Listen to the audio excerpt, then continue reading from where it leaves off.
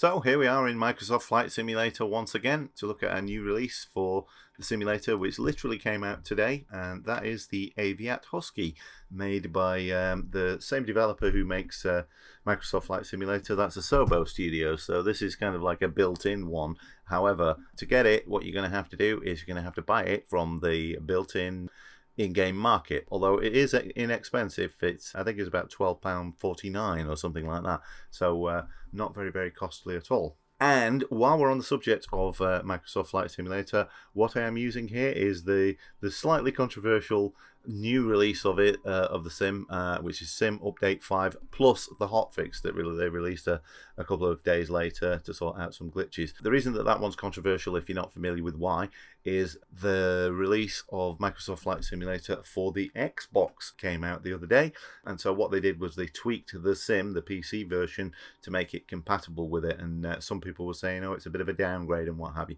but you can judge for yourself as we fly around and look at this thing. What it did do is it improved the frame rates rather impressively.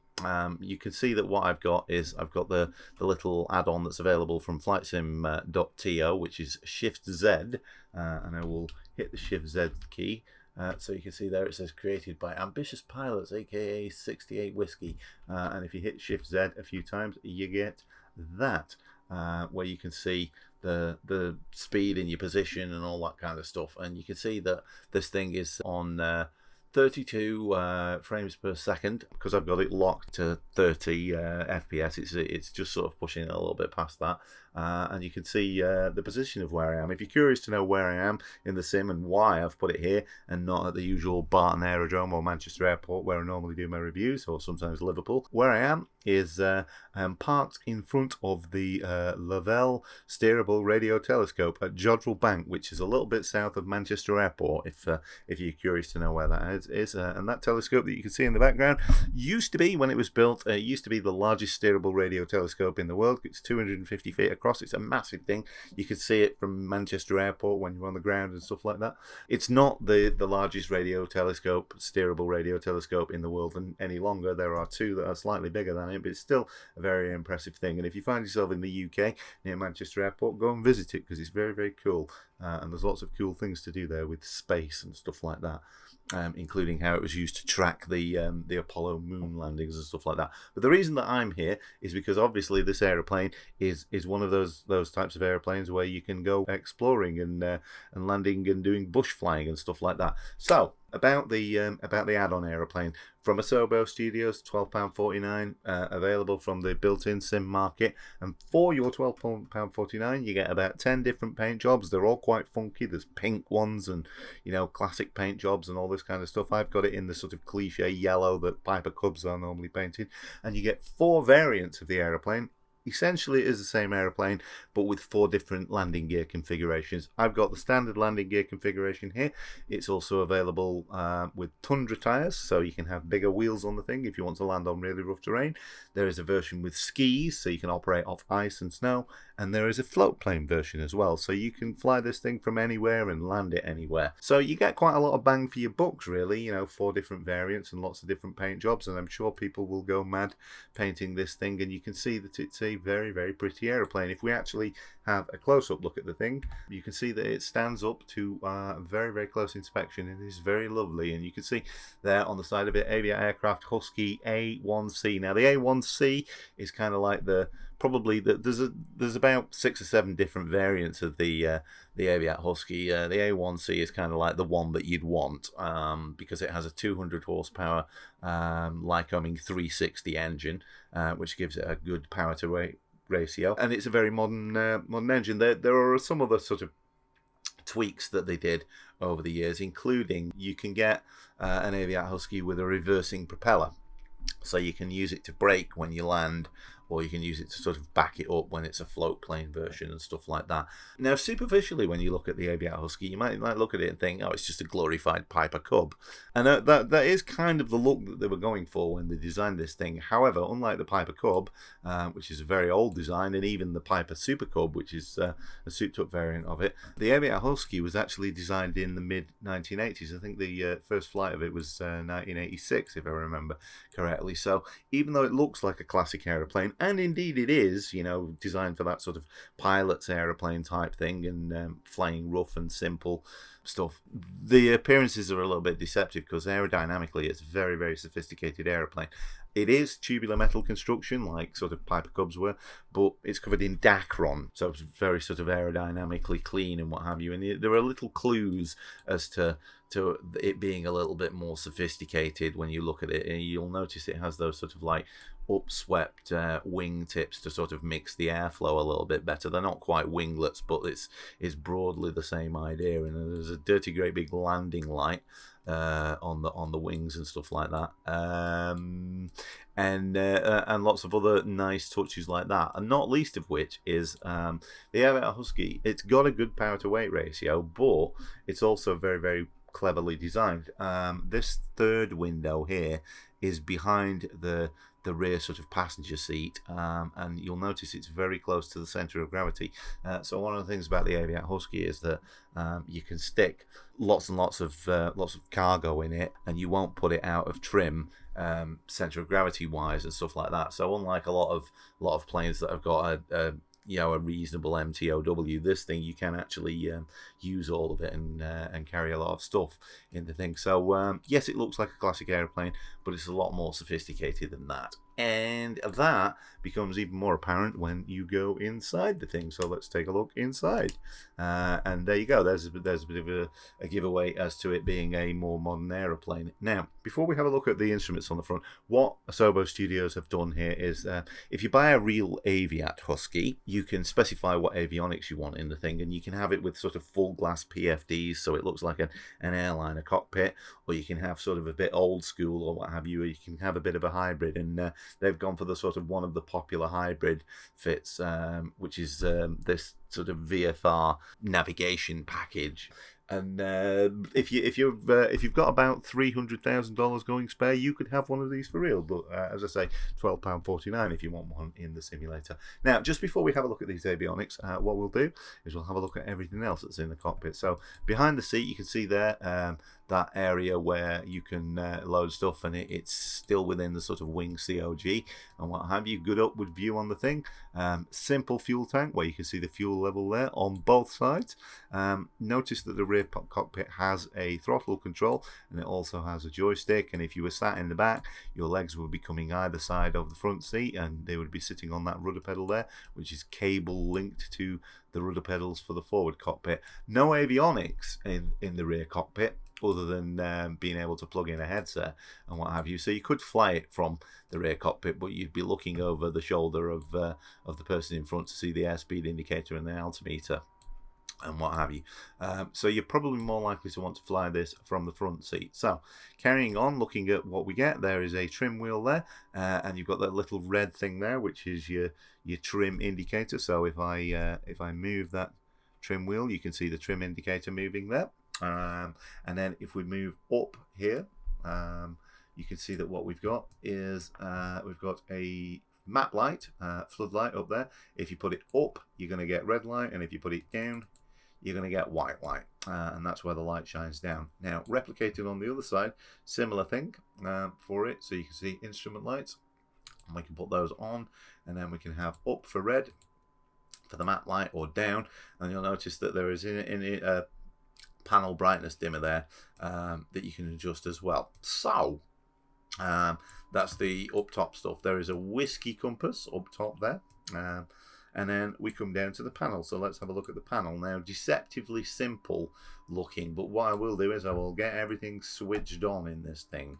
So we'll put the master on, and we'll put the alternator on, and we'll put the avionics on, and we'll turn on all the nav and strobe lights and all that kind of stuff. Notice that there are some circuit breakers on the panel, but those don't function. You'll notice I'm getting sort of what looks like a tooltip there, but what it's doing is it's detecting the parking brake on the rudder pedals. We've got a fuel pump switch there. There's your first clue as to this being a bit more sophisticated than your average Piper Cub. It said caution, low oil pressure, obviously because the engine isn't running, but it gives you audio warnings on the thing. Now, so let's get the thing cranked up. So we've got a mixture lever there, which I'm pushing fully forward for full reach, and then we've got a prop lever there, which we can push forward for different sort of propeller RPMs. As I say, the real thing can have a reversing prop. I'm not sure whether it'll do that in the sim, but the real thing can do that. So let's get the thing cranked up. So we've got magneto there. And off it goes. And you can hear quite a nice engine sound. I'll just give that a bit of chip so you can hear that. And if we want to hear it on the outside,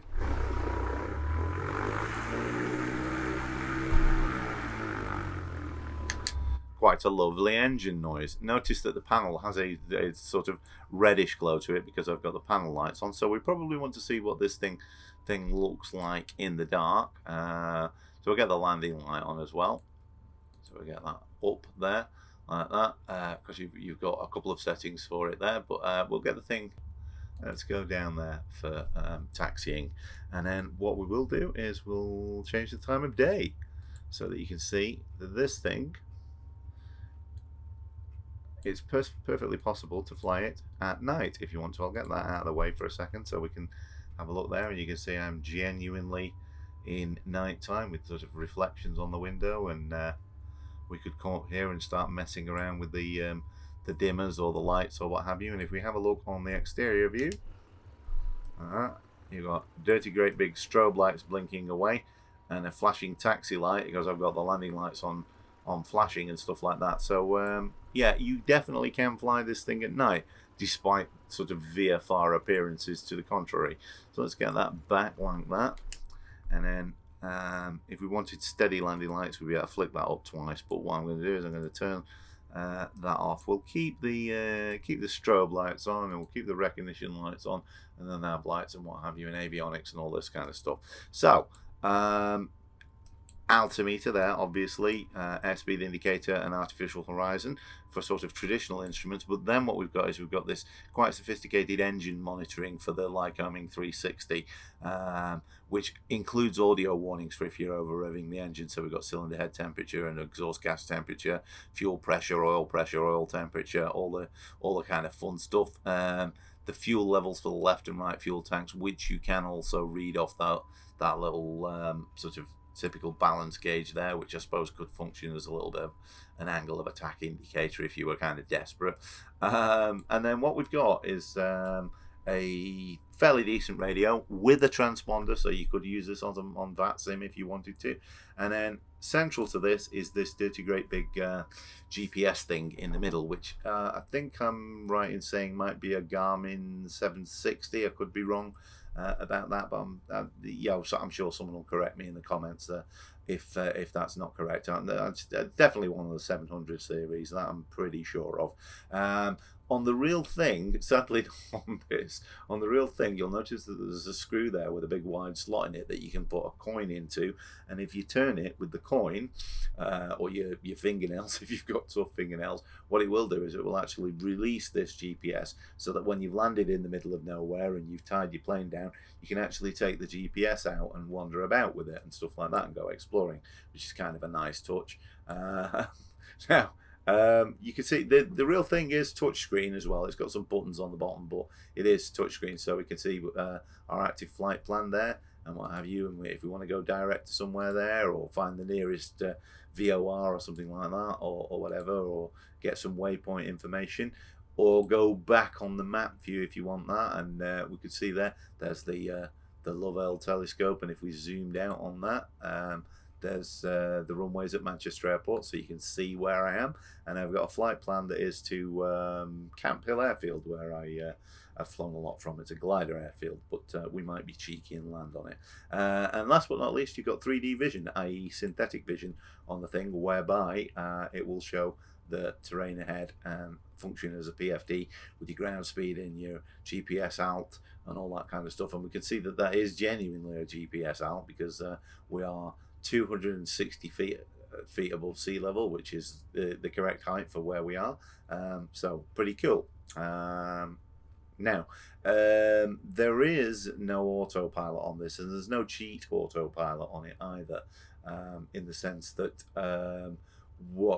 I've got a Satec hardware exterior autopilot, and you can't sort of cheat and use that or use the autopilot functions in it. So it is a seat of your pants plane, but it's very nice to fly, as we will see. Now then, what I am going to do is I'm going to turn that off, and I'm going to turn that off as well. I'm going to come on the other side, and we'll turn that off too, so that I haven't got that weird pink glow on the dashboard. And then what we'll do is put the propeller RPM forward, and if you hear some clanking, that's me putting my feet on the rudder pedals, and then we'll release the parking brake, and you see that the rudder pedals do actually release. And then what we'll do is we'll have a look, and let's see if we can take off before we hit those trees. So what I'm going to need to do is I'm going to need to turn this thing around.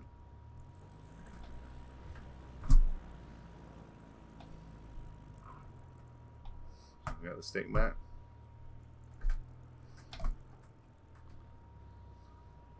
Now on kind of rough terrain like this, I would probably be better with the Tundra tyres, but as I say, that is an option if you want to go for that. Now there are 1, 2, 3 stages of flaps on this thing. You can have up and down, and if the flap lever is this dirty great big lever here, like that.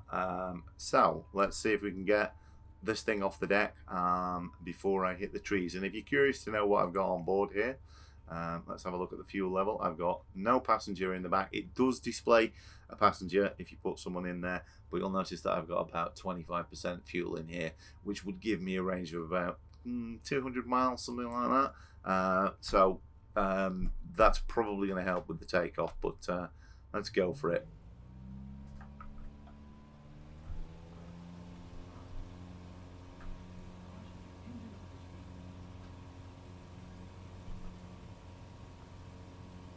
And there we go, we're up and away. Now you'll notice that the audio thing gave me a bit of a warning saying that I was overspeeding the engine.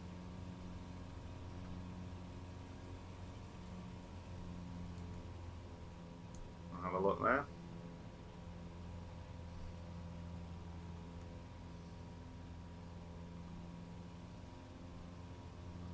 And there is that radio telescope.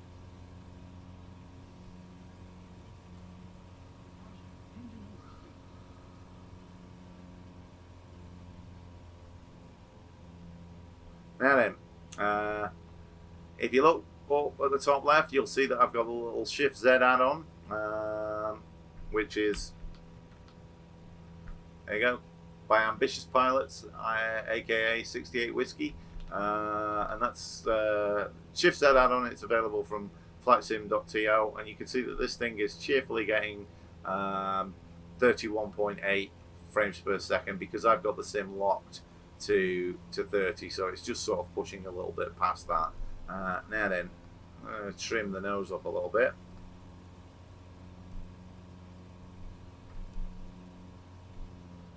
Just come back on the throttle a little bit. This thing will spin, by the way, so hopefully I will demonstrate in a minute or two. One of the other interesting things that you can do with it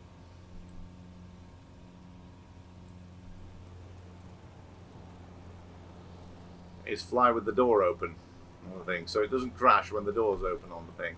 If you want to close that, by the way, you might be looking at it thinking, well, hang on, how do I get to that handle? What you do is you click on that one, it will close it. So you'll notice it did get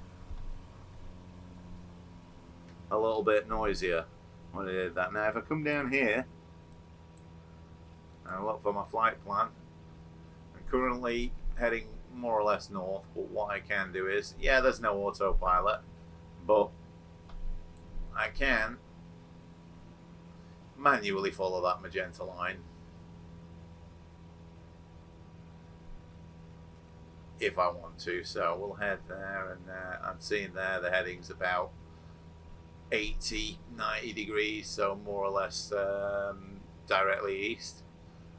We could use the whiskey compass up there if we wanted to, if I zoomed out a little bit and did that. It's quite high, up in your field of view, but I guess you can do that. And there you go, Sim Update 5 with the patch, with very, very bright sunlight in front of you.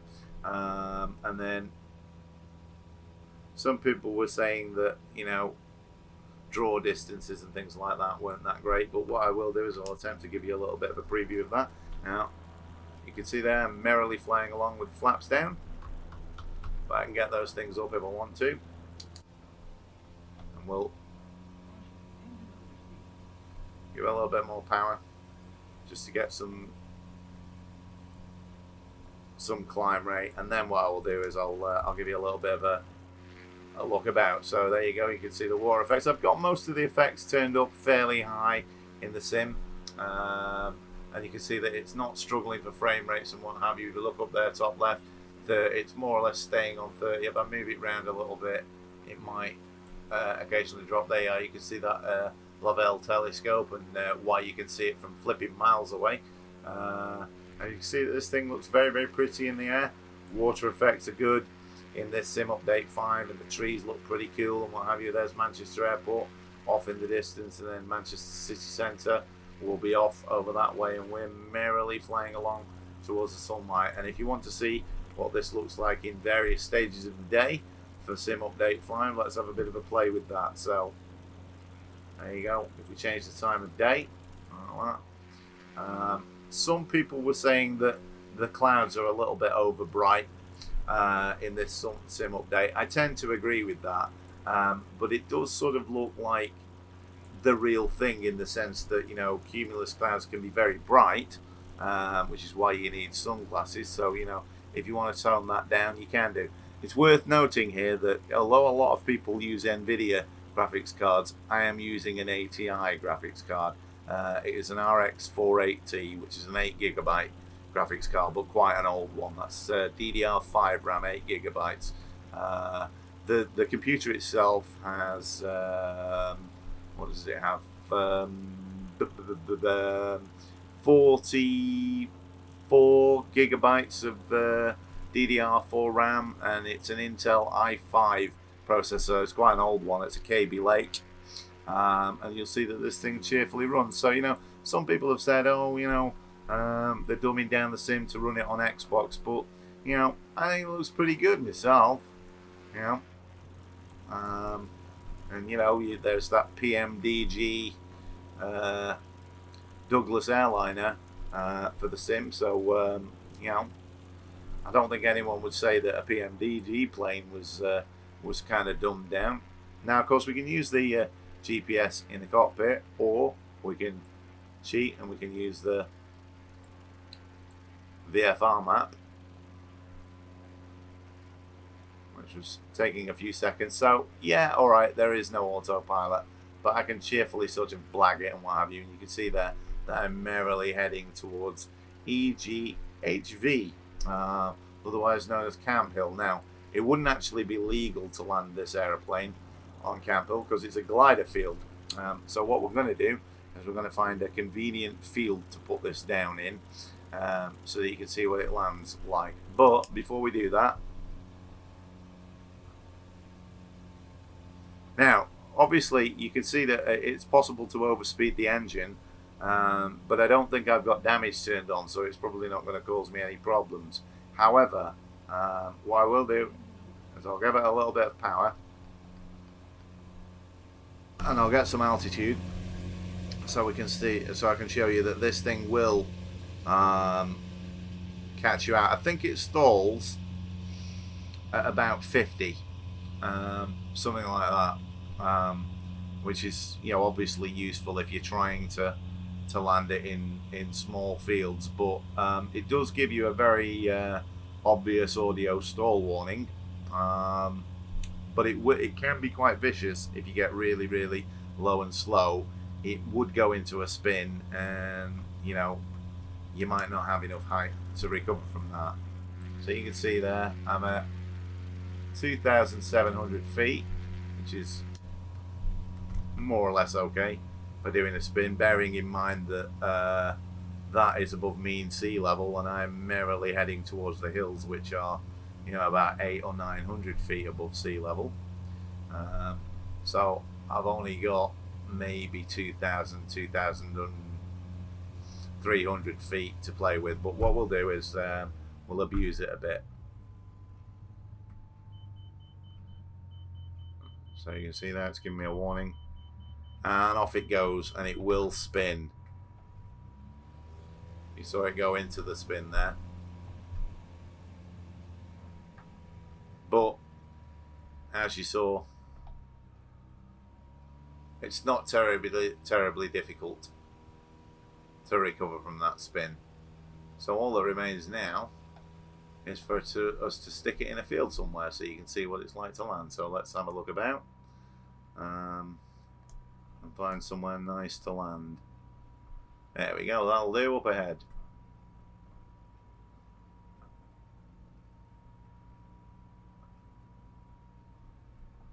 There's just a convenient looking field. So we'll get the speed back, get it into the white arc. We'll get the flaps all the way.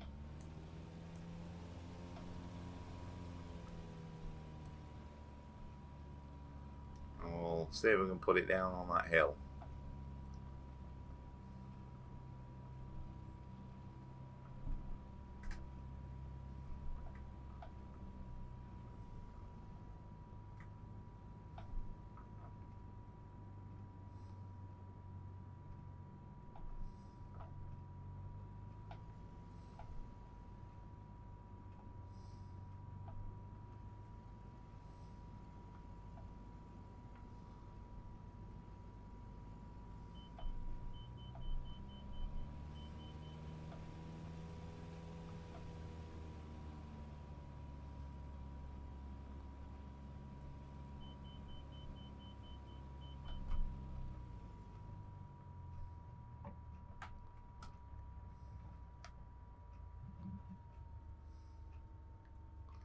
I'm just sort of damming the brakes a little bit.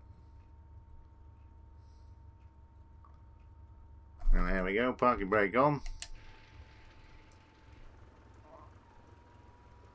And I was able to land that fairly easily. Of course, doing the kind of emergency landing thing there of if you've got to go into a short field, land it uphill, because that'll assist you on braking, but better make sure that you can stop at the top and get the brakes on, otherwise you're going to be rolling down backwards, which is, generally speaking, not going to end very well.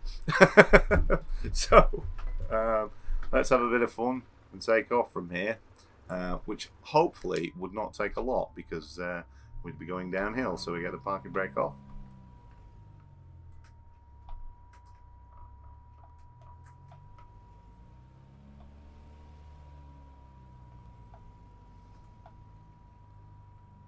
Let's go for it.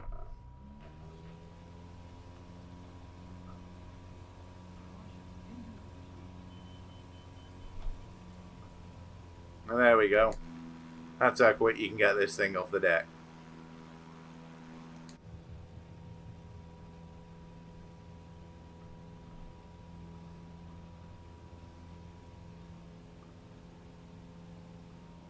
And you can see even at this sort of like relatively slow speed,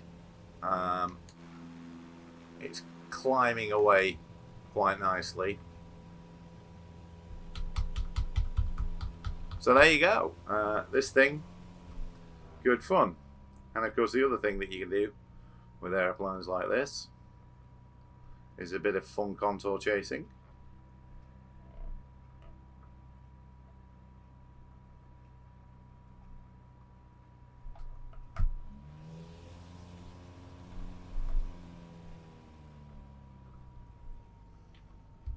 So yeah, if you like a bit of landing in the middle of nowhere and sightseeing, it might be the one for you. Now, of course, there are already quite a lot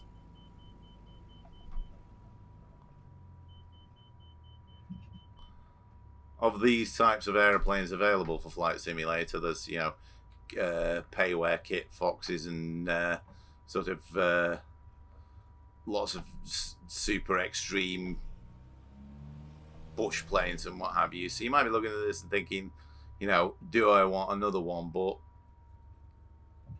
if you haven't got any of them, or you don't particularly like the ones that are in the sim and what have you, I think this one is actually quite nice, and it is relatively inexpensive, and it's nice to fly. It's, you know, you can go slow with it, and you can get it into tight spots, but you saw there that you do have to be a little bit careful if you get really slow, because it will go into a spin.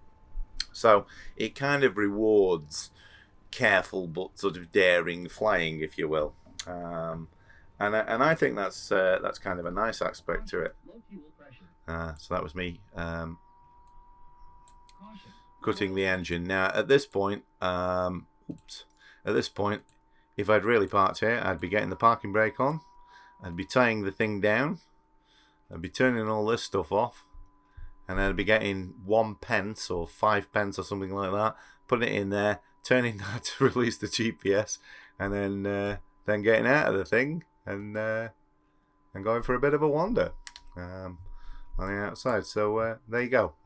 And you'll notice, oh, you know, that's a bit weird with the terrain. That's another thing that people said about Sim Update 5, is that the sort of the vector data was a bit, they dropped it a little bit. I don't know whether that's true, but it seems all right to me.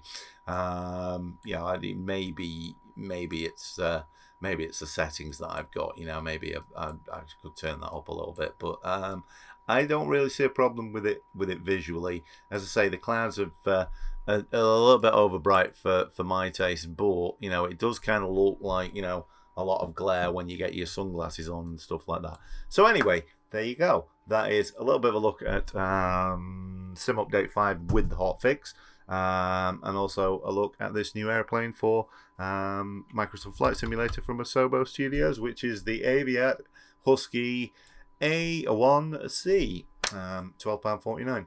Anyway, that's it for this one. Take care, everybody. I've got another review already done, but not uploaded yet, and that's for another one that's on the market, that's available on the market, similarly low price, which is the A10 Thunderbolt, which is, you know, some good things about it, some bad things about it. Anyway, look out for that review. I'll be uploading that one shortly. But in the interim, if you want a fun sort of modern take on the Piper Cub that has float plane, ski plane, Tundra tires, and a normal sort of classic version of it and what have you, then yeah, go for it. Do I recommend it? Yeah, I think it's kind of fun. Anyway, take care, everyone. Bye.